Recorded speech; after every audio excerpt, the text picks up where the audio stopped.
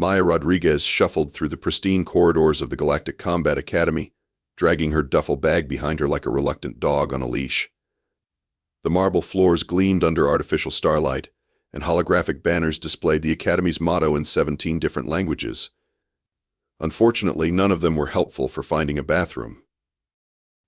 "Excuse me," she called to a passing cadet, whose uniform looked like it had been pressed with military-grade precision. "Where's the nearest restroom?"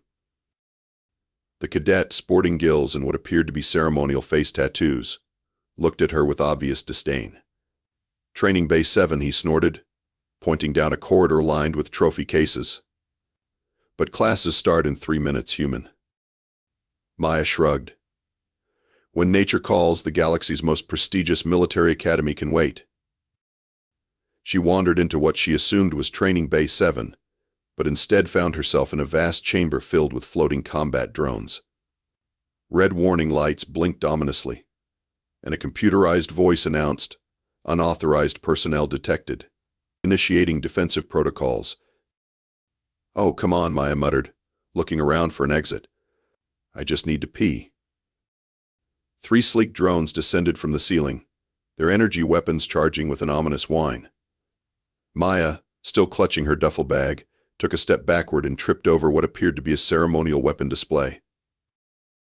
The ancient plasma sword activated as it clattered across the floor, its energy beam slicing clean through the first drone. The wreckage crashed into the second drone, which exploded in a shower of sparks that somehow overloaded the third drone's circuits. "Training exercise complete," the computer announced cheerfully. "New record established. Time to neutralization, 4.7 seconds. Maya stared at the smoking debris. "I really just wanted directions to the bathroom." Commander Vex Tar chose that moment to stride into the chamber, his 4 arms crossed in what Maya assumed was disapproval. The Zephyrian warrior stood 8 feet tall, with scales that shifted color based on his mood, and right now they were flashing an angry shade of crimson. "Cadet Rodriguez," his voice rumbled like distant thunder. "You have destroyed 3 Mark VI training drones worth more than your planet's annual defense budget." "In my defense," Maya said, "your signage is terrible. Also, where exactly is the bathroom?" Vex Tar's scales shifted to a confused purple. In his 40 years of training the galaxy's elite warriors, no one had ever asked him about restroom locations while standing in a field of destroyed military equipment. "Down the hall, 3rd door on the left," he said automatically, then caught himself. "But that is not the point. You have either demonstrated remarkable combat instincts or catastrophic incompetence." "Probably the second one," Maya admitted. "Can I go now? I've been holding it since the transport ship." As she walked away, leaving Vex Tar standing amid the wreckage, other instructors began gathering to examine the destroyed drones. Professor Quilnix, the Academy's chief tactical analyst, ran her 6-fingered hands over the precise cuts in the metal. "Fascinating," she whispered. "The angle of attack suggests she calculated the optimal strike point to create a cascade failure." "Impossible," scoffed Lieutenant Drock, whose cybernetic implants whirred as he processed the data. "No first-year cadet could execute the Meridian Gambit maneuver so flawlessly." Vex Tar's scales slowly shifted from purple to gold, the color of deep contemplation. "Perhaps," he said quietly, "we have underestimated the humans." Meanwhile, Maya had finally found the bathroom and was seriously considering whether it was too late to transfer to accounting school. The next morning brought Maya's first official combat assessment, and Commander Vex Tar had prepared what he considered an appropriate challenge. The Kobayashi Maru scenario had been adapted for the Academy, a test designed to evaluate how cadets handled impossible situations. Maya stumbled into the simulation chamber 15 minutes late, her hair still messy from sleep, and a piece of toast hanging from her mouth. "Cadet Rodriguez," Vex Tar announced, his scales a professional shade of blue, "you will command a single fighter against a squadron of enemy ships in the Kepler Nebula. Your mission is to extract vital intelligence while protecting civilian transports." Maya looked at the holographic display showing 12 heavily armed enemy cruisers surrounding 3 defenseless cargo ships. Commander? I think your scenario's broken. This looks impossible." "That is the point. Vextar replied. We wish to observe your tactical thinking under pressure. Right. Maya scratched her head and climbed into the pilot's chair. So I just fly around and try not to die? Begin simulation, Vextar commanded. What happened next would be debated in tactical circles for decades. Instead of attempting the traditional approach of hit and run attacks or calling for reinforcements, Maya did something unprecedented. She flew her fighter directly at the largest enemy ship. Cadet Rodriguez, what are you doing? Vextar's scales flashed alarm orange. Well, Maya said, yanking her fighter into a tight spiral to avoid incoming fire. They're all shooting at me, right? So they're not shooting at the transports? Her fighter, damaged and trailing plasma, slammed into the enemy flagship's docking bay. But instead of exploding, Maya had somehow managed to land inside their ship. Oh hey, this is convenient, her voice crackled over the comm. I can just download the intelligence directly from their computer. Within minutes she had accessed the enemy database, uploaded a virus that disabled their weapon systems, and was flying back out with the civilian ships in tow. The entire enemy squadron sat dead in space, their crews probably wondering what the hell had just happened. Simulation complete, the computer announced. The mission objectives exceeded. All civilians rescued. Intelligence recovered. Enemy fleet neutralized. Vextar stared at the results display. Maya had completed in 12 minutes what was designed to be an unwinnable scenario. How did you know to upload the virus? He asked. Maya shrugged. I didn't. I was looking for their snack machine database and accidentally clicked the wrong folder.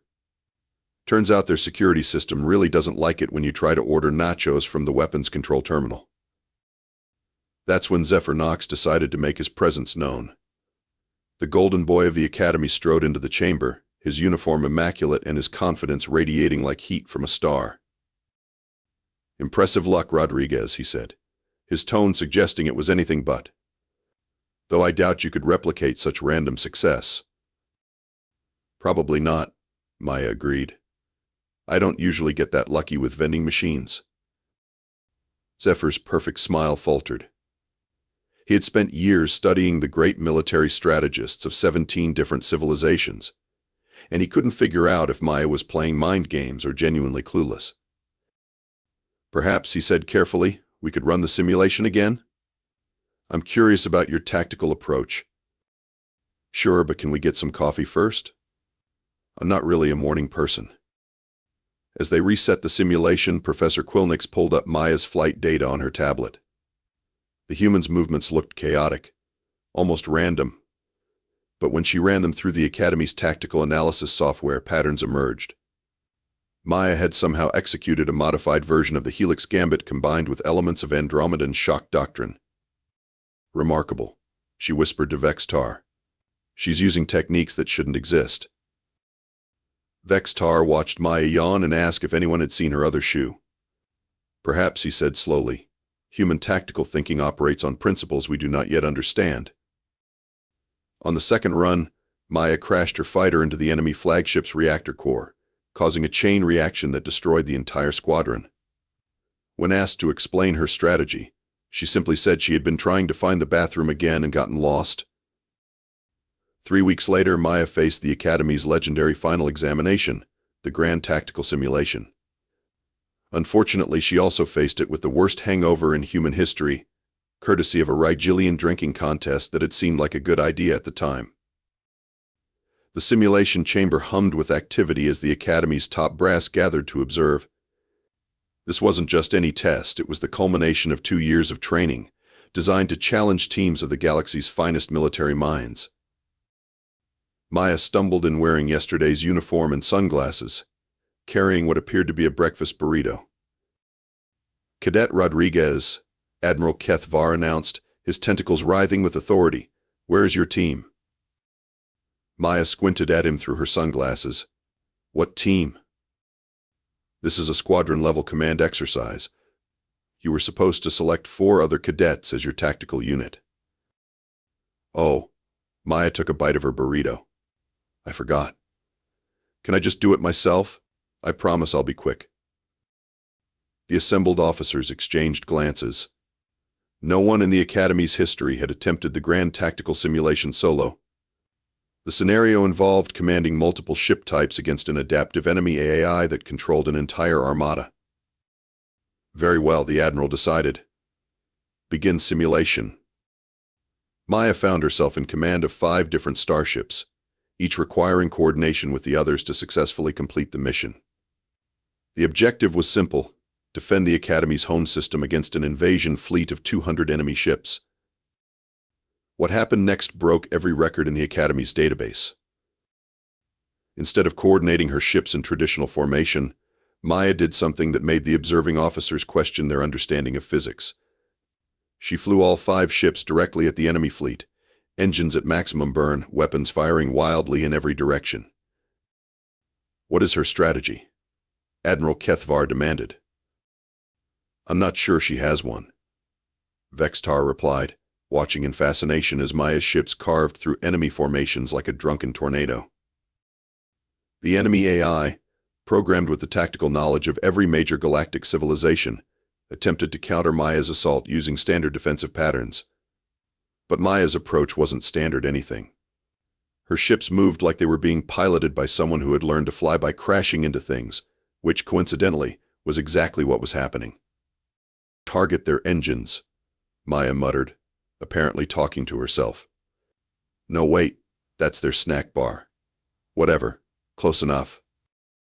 Her flagship collided with an enemy dreadnought, but instead of being destroyed, somehow managed to tear through its hull and emerge on the other side, trailing debris and confused alien crew members. 847 enemy ships destroyed, the computer announced in a voice that sounded distinctly strained. A new Academy record established. Maya had single-handedly destroyed an entire invasion fleet while nursing a hangover and eating breakfast. The simulation AI, designed to adapt to any tactical approach, had suffered what could only be described as a nervous breakdown trying to process her methods. Simulation terminated, the computer added, requesting immediate diagnostic and counseling protocols. The observation deck had gone completely silent. Admiral Kethvar's tentacles had stopped writhing entirely, which officers recognized as a sign of extreme shock. Cadet Rodriguez, he said carefully, how did you predict the enemy AI's behavioral patterns? Maya finished her burrito and shrugged. I didn't. I just figured if I flew fast enough and crashed into enough stuff, something good would happen. But the precision of your attacks, the way you exploited weaknesses in their formation. All that, yeah, I was aiming for what looked like their command ships, but honestly, I think I need glasses. My depth perception is terrible. Zephyr Knox, who had been watching from the corner, slowly walked over to the tactical display. He had scored 127 enemy kills in his simulation run, a score that had made him the Academy's rising star. Maya had scored 847 kills by accident while hungover. This isn't possible, he whispered. Maya patted his shoulder sympathetically. Hey, 127 is still pretty good.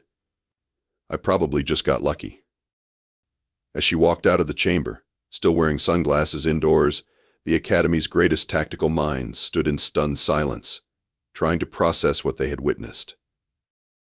Professor Quilnix was frantically taking notes. The human approach appears to prioritize chaos over order, instinct over calculation. It's not an approach, Admiral Kethvar said quietly. It's pure, undiluted mayhem. And it's the most effective combat strategy I've ever seen. The emergency faculty meeting convened at 0600 hours, which was unfortunate, because Maya had only gotten to bed at 0400 after celebrating her simulation victory, with more Regilian alcohol than was medically advisable for a human. She sat in the conference room, still in her pajamas, occasionally wincing when the overhead lights proved too bright for her sensitive eyes.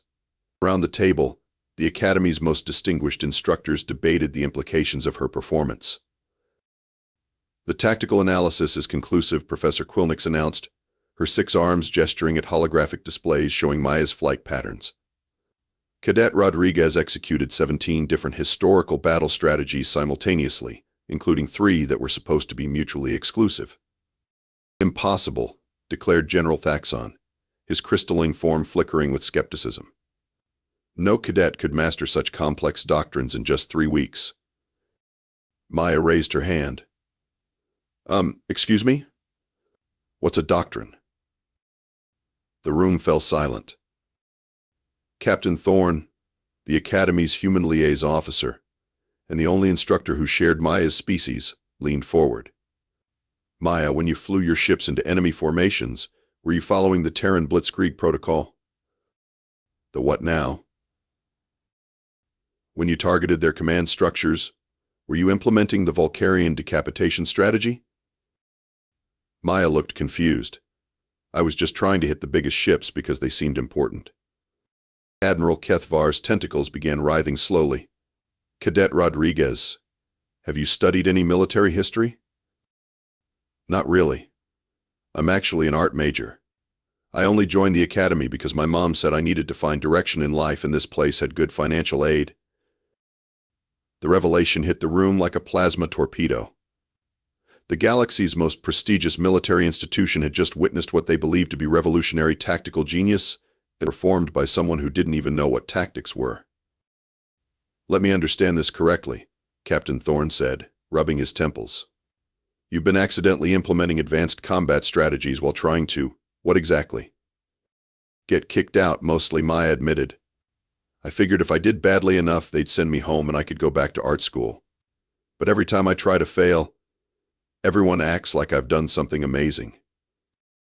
Vextar's scales had shifted to a color that didn't exist in the standard emotional spectrum chart. You have been trying to fail?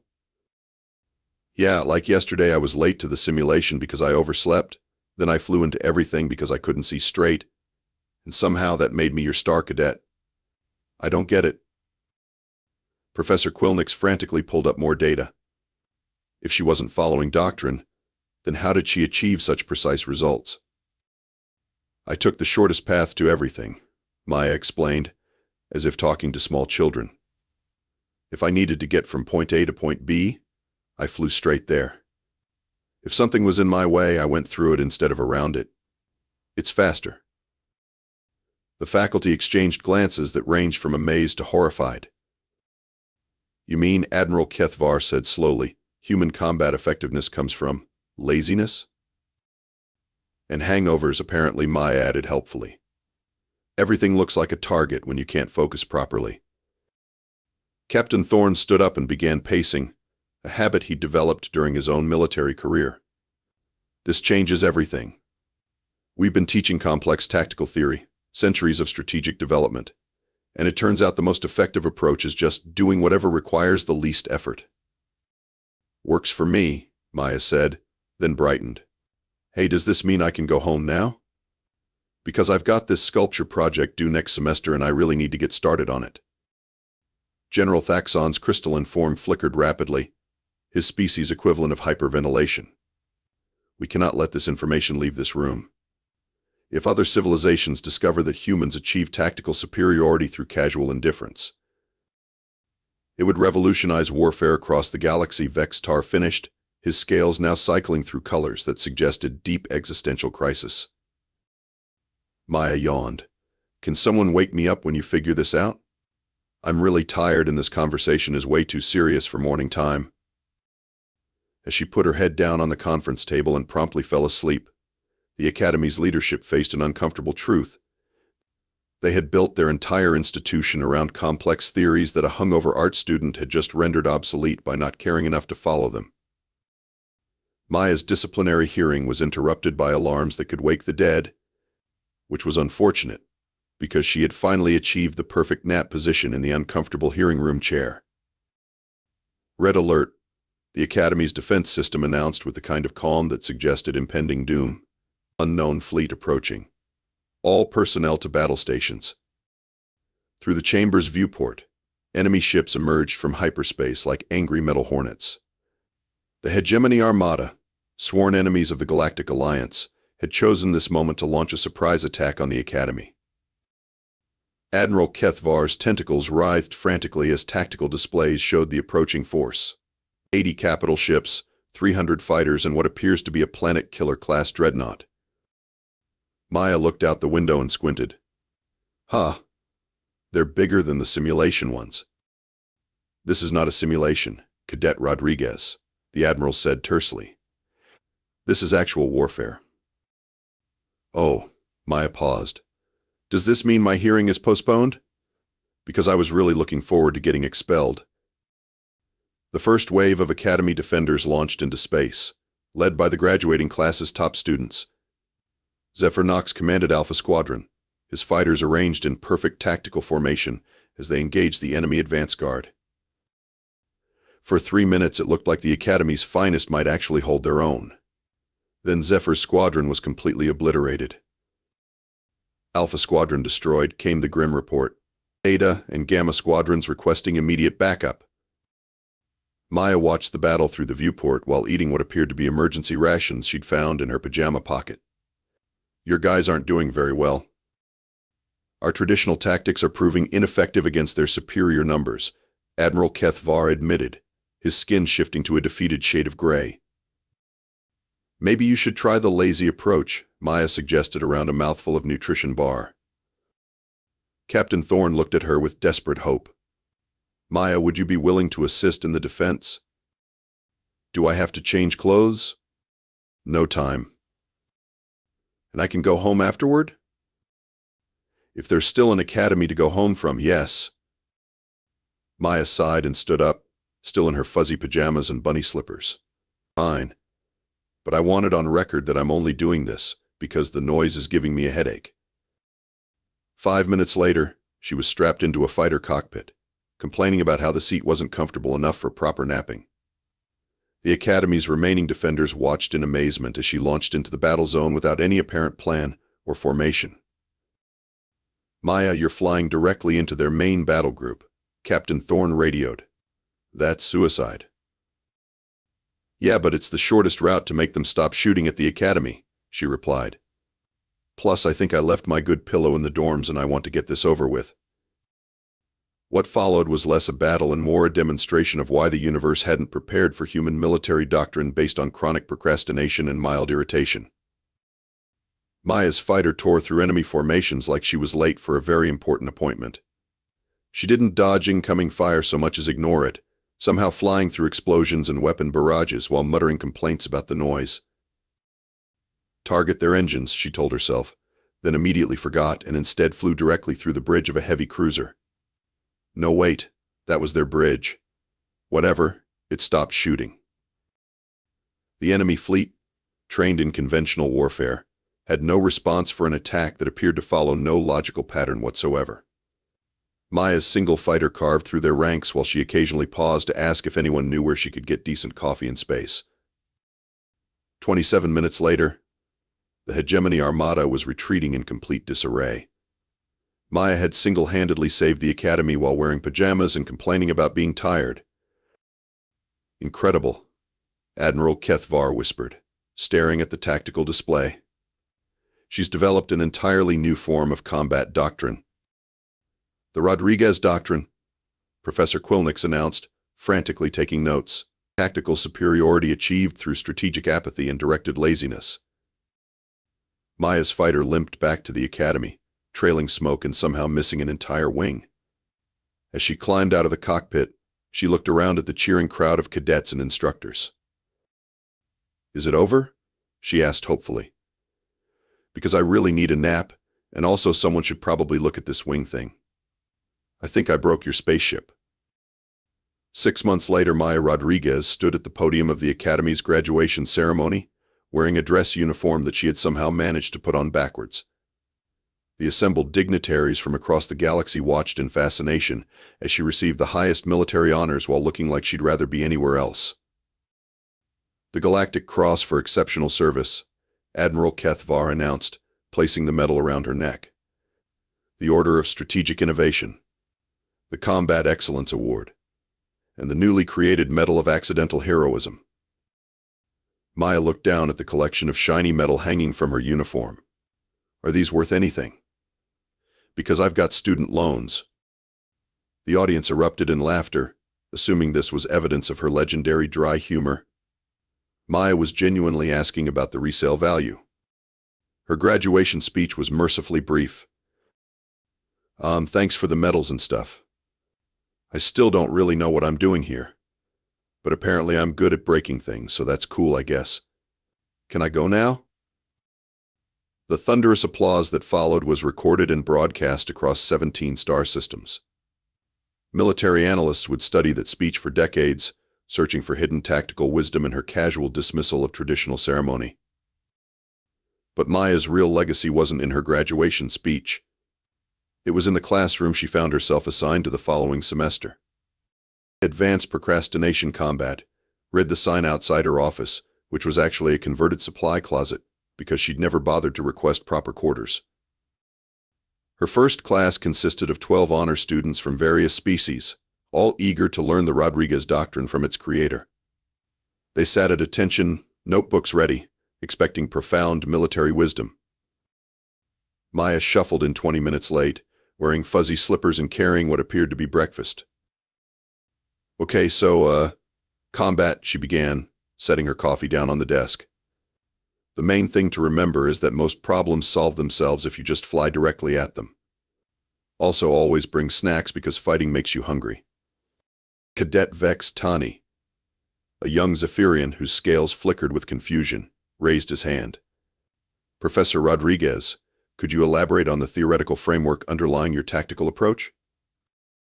The what now? Your strategic methodology. The philosophical principles that guide your decision-making process. Maya stared at him blankly. I don't really have those. I just do whatever seems easiest at the time. The class exchanged glances of awe. Here was tactical thinking so advanced that it transcended traditional strategic frameworks entirely. For your first assignment, Maya continued, I want you to sleep through a combat simulation and then write a report about whatever you dreamed. Make sure you eat something weird beforehand so the dreams are more interesting. The cadets scribbled notes frantically, certain they were witnessing revolutionary pedagogical methods. After the class filed out, Maya slumped in her chair and stared out the window at the academy's training grounds. Students were practicing formation flying with military precision, following centuries-old tactical doctrines with dedicated focus. Captain Thorne knocked on her doorframe. How's teaching going? I think I'm doing it wrong, Maya admitted. These kids actually want to learn stuff, and I have no idea what to teach them. You could start with why your methods work so well. Maya shrugged. They work because I don't know they're not supposed to work. The moment I figure out the rules, I'll probably get bad at this. Thorne smiled. That might be the most profound thing you've ever said. Really? Because I was just thinking about lunch. 3 hours later, Maya was back in her office, grading her students' dream reports, when her computer chimed with an incoming message. The Galactic Defense Council wanted to interview her about developing new training protocols based on her methods. She deleted the message without reading it completely and instead pulled up an application for the Rigel Art Institute's sculpture program. The deadline was tomorrow, and she still hadn't submitted her portfolio. As she worked on her application, occasionally pausing to wonder if anyone would notice if she just disappeared one day, the Academy's latest batch of graduates launched into space, armed with traditional tactical training and absolutely no idea how to handle the chaos that Maya Rodriguez had accidentally made standard across the galaxy. Her kill record still stood at 847 enemy ships destroyed in a single engagement, a number that got larger every time someone told the story. Military historians had written 17 different books analyzing her methods, none of which Maya had bothered to read. But late at night, when the academy was quiet and the stars were bright, Maya Rodriguez sat in her converted supply closet office and sculpted small clay figures, humming quietly to herself and trying to remember why she'd ever thought joining the military was a good idea. The galaxy's greatest tactical mind was still trying to figure out how to quit her job, and somewhere in that irony lay the secret to humanity's accidental conquest of the stars. Outside her window, her students practiced the Rodriguez doctrine, flying in formations that looked like controlled chaos and somehow achieving perfect tactical coordination. They had learned to fight like humans without understanding what that really meant. Maya looked up from her sculpture and sighed. Tomorrow she would teach them about advanced napping techniques and their application to strategic planning. After all, someone had to keep the legend alive, even if she still had no idea what the legend was supposed to be about.